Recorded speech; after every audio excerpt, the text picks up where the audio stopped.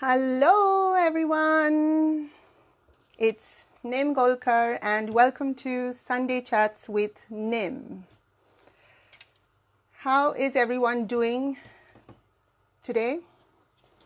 We're going to talk about, I'm going to share with you my top 3 strategies on creating a business that stands out in a crowded market. So that's what today is all about. So hopefully we have a lot of business owners that are joining in for this session. I'm really super excited about it because I find that a lot of businesses are struggling nowadays to find new clients or to even keep their current clients long term. So I thought it would be a nice way to share some of those strategies which will hopefully help everyone who is participating today. So this is the next episode of season 2 of Sunday Chats with Nim, and as we know, season 1 was hugely successful, for which I'm very, very grateful. That season ended in December last year, and now we're into season 2. And that brings me to reminding you very quickly about the Sunday Chats competition that's currently on. So what that is at the end of 12 episodes this year, my team and I will have a look at who all have been participating on a regular basis in the Sunday Chat sessions, and then we'll put all those names into a draw and pull out one lucky winner, and that winner will win 2 prizes. What are they? They're going to get a copy of my second book, Unlock the Real You, Strategies to Get Ahead Personally and Professionally, and they'll also win a 1-hour one-on-one coaching session with me, which will be either in person if you're Sydney based, or it will be via Skype. So that's pretty exciting. And the second thing I wanted to do today is I'm going to have a little bonus for today's session. What I thought we could do is have what I like to call a virtual business cards exchange. So we'll get a little bit of online networking happening during this live session only.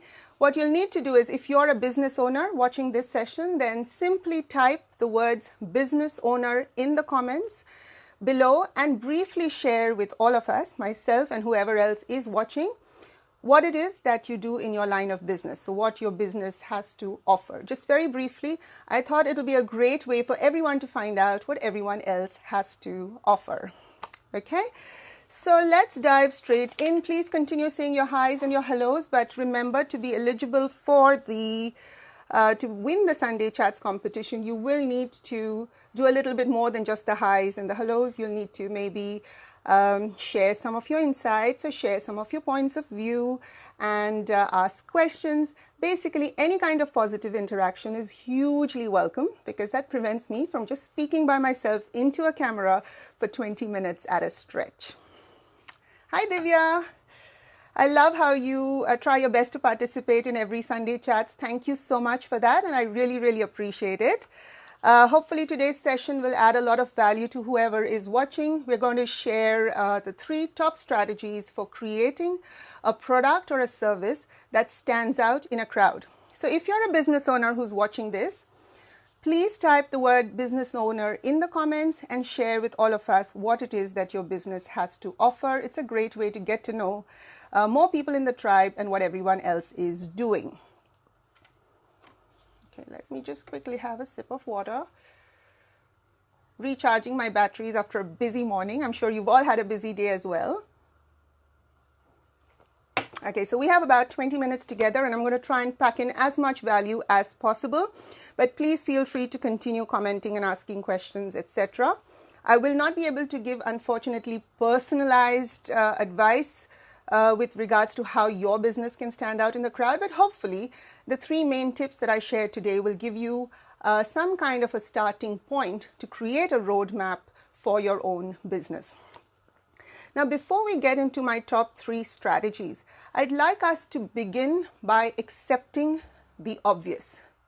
And the obvious is that it is a hugely crowded market at the moment. And anyone who's watching who's a business owner will have recognized that a long time ago, right? But what I find, and I meet a lot of business owners on a day-to-day basis, what I find that even though many business owners are aware on a superficial level that it really is a hugely crowded market, somehow their marketing and their messages and how they pitch their business does not reflect this knowledge. Now, when a business owner does not recognize on a deeper level how densely crowded the market really is, it blinds him or her to whatever it is that's holding their business back. When a business owner does not recognize on a deeper level how fierce the competition is, it prevents them from creating a product or a service that is different to what their competition has to offer. So it doesn't matter whether you're a product-based business or a service-based business, the rules still apply, right? You need to create an urgency about the fact that your product or service needs to be different. And if you don't recognize that there's a lot of competition out there, you're not going to create a product that is different or a service that is different. When that happens, what happens is you fall into the trap of a price war. Now, when I say a price war, what I mean is you start heavily discounting your product or service, you start slashing the prices, you get into this whole price matching game.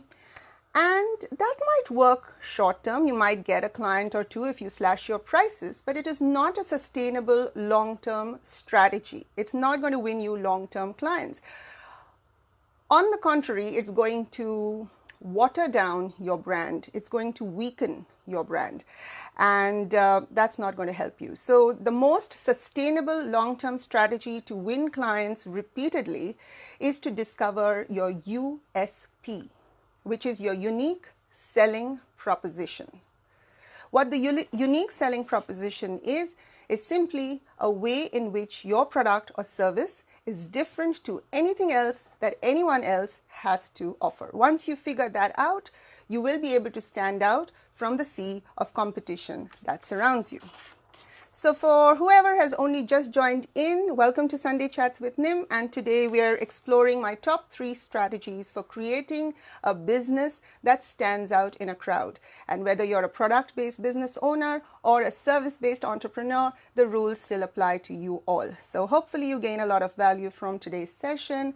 If you miss out on the live session, as always, it will be posted on my timeline and on my YouTube channel, so you can revisit at any time and watch at your own pace.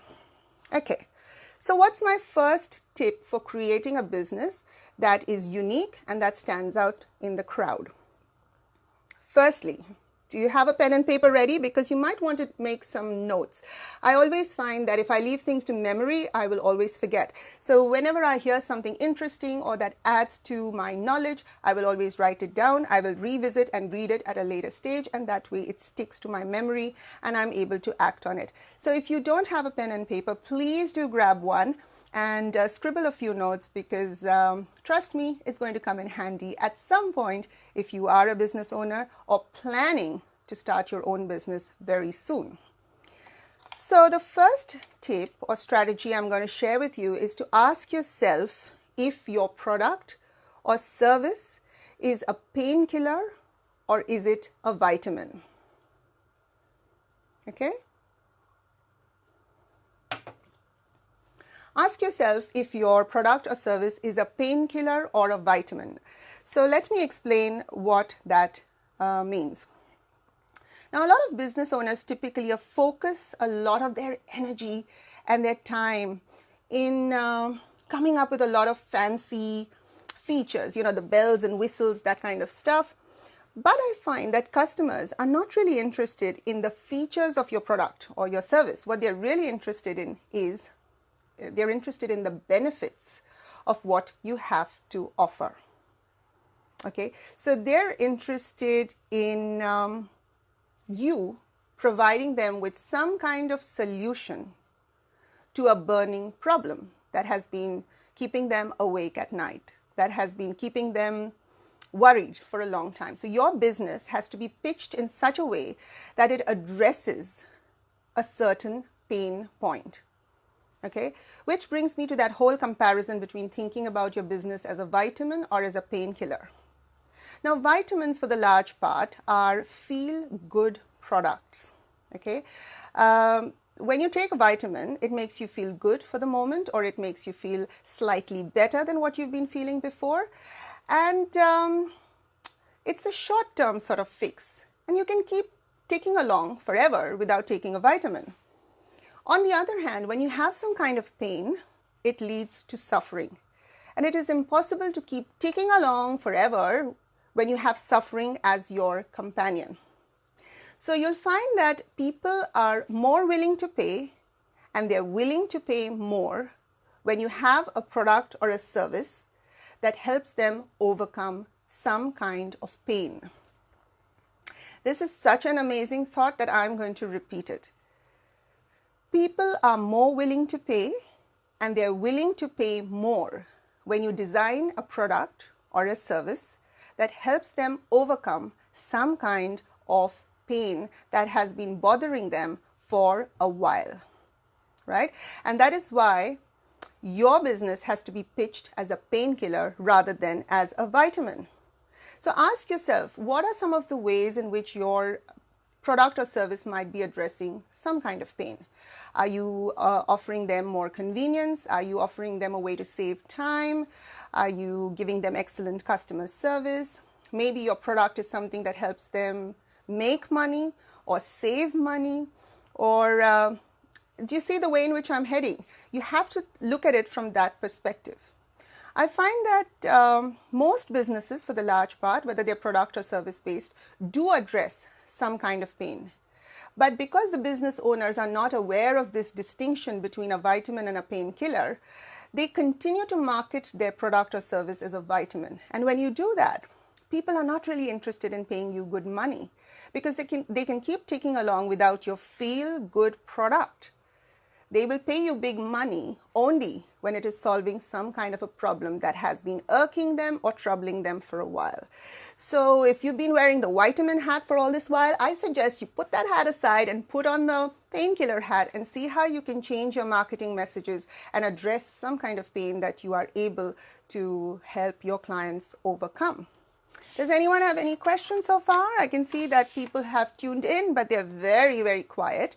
So it's one of two things. Either I am doing a very good job in covering everything you need to know, or else you're just feeling a little shy about commenting. Either way, I encourage you not to feel shy and to please participate, because it just makes me feel a whole lot closer to you all when it's a two-way discussion rather than me just talking into the camera. Now, if you've never spoken to a camera by yourself for 20 minutes, trust me, it can get pretty boring by yourself. So I love it when you guys share your thoughts and share your views, so that it is a two-way interaction. And don't forget about the competition. Hi Bhavik, I'm sorry I didn't notice your comment earlier. Thank you so much for joining in, and I hope you are finding value from today's session.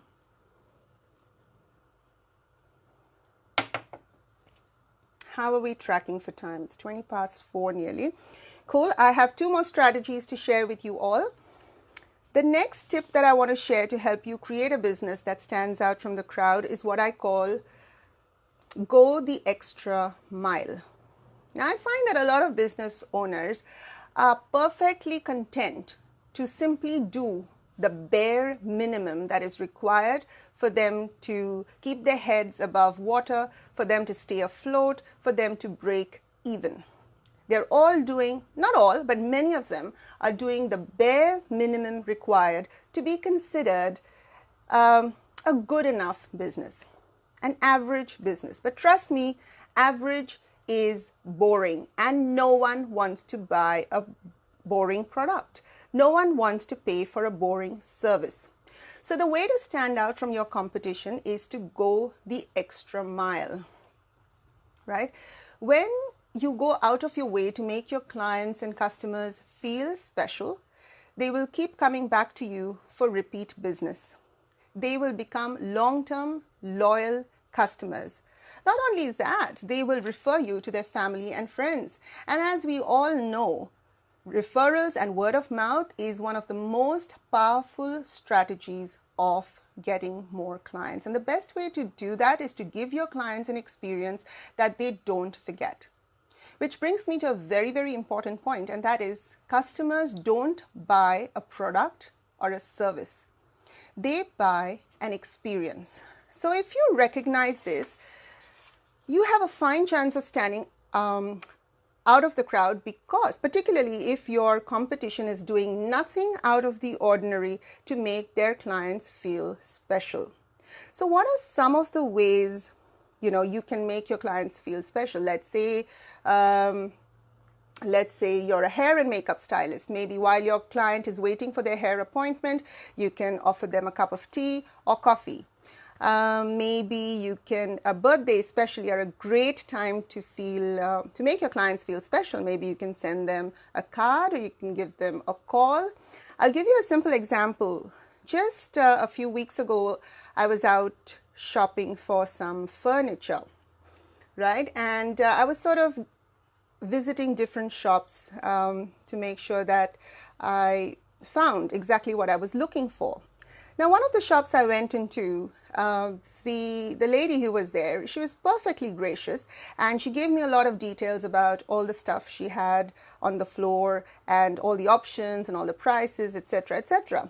But I couldn't find what I was looking for. And the moment she recognized that we were not going to buy anything from her shop, I could see her physically switching off, So she just said bye, she turned her back on us, and she walked away.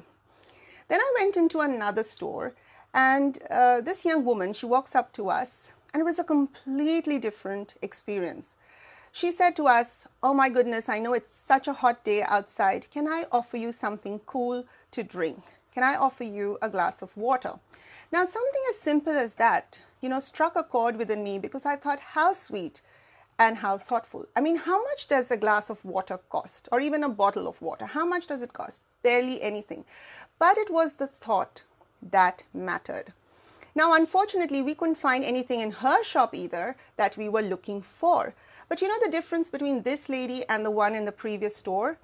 Instead of switching off, she perfectly understood, and she said to me, "Look, I understand it's a huge decision when you're buying furniture, and there's no point rushing into it. There's no point buying something that you're not 100% sure of. So here's my card, and if you do change your mind at any point, please do come back, and I'll be more than happy to serve you." Now, remember that I did not want to buy anything from that shop either. But if a friend of mine were to ask me tomorrow about a good furniture place, of course, I'm going to refer this one over the other one, because the experience was so much better. And that brings me to my original point. People don't buy your product or your service, they buy an experience. So even if you have the greatest product in the world, but you don't go the extra mile for the sake of your client, they will not buy from you. They may buy from someone with a less, maybe the other person does not have a product that's as good as yours, but people will buy from them if their service is better. So always remember to go the extra mile and make your clients feel special, because even if they don't buy from you, remember they will refer you on to their family and friends. And that's really, really powerful marketing, referral marketing as they call it. Hi Tejas, welcome aboard. Thank you for joining in. So what is your thought about digital marketing, that is email marketing or marketing on marketplace platforms like eBay, Amazon, or Facebook Marketplace? Look, it's horses for courses, Tejas. If that's something that has been working for you, go for it. Personally, I don't do a lot of marketing on marketplaces, but I do email marketing myself, and I think that's a powerful way to keep in touch with your clients, because clients need several touch points before they make the decision to buy from you, right? So you have to try out different ways. Nowadays, with the digital world exploding, there's a multitude of choices on how you can do marketing. So what I suggest is you try out an option a few times, tweak it a little to see if another way of approaching it helps. But if for whatever reason, if it's not working out for you long term, then you might need to switch your marketing strategies. Personally, I don't use a lot of eBay and Amazon, but I know they are hugely popular platforms. The trick is to find out whether it's working for you. There's no point doing something repeatedly if it's not bringing you the results. So always ask yourself, what is the goal? What is it that you are looking for? And if it's not providing the results you're looking for, it's perhaps time to change the direction in which your marketing is heading. Hello, Parvinder. How are you? Welcome aboard. Thank you for joining in. And we are sort of running out of time, guys. I've got about 5 more minutes. And Tejas, hopefully that answers your question. I'm not able to go into it with a lot of detail, but hopefully it gives you a bit of framework to think within moving forward. And the last strategy to help you create a product or a service that stands out from the crowd. Now, whenever you've been at railway stations, you've probably seen the sign on the platform which says, "Mind the gap." Well, what I'm going to talk about now is find the gap. Now, what do I mean by that? Think about, for a moment, think about the features and the benefits of your product or your service. And if it is exactly the same as that offered by your competition, then that means you have absolutely no point of difference, that you and your competition are exactly the same.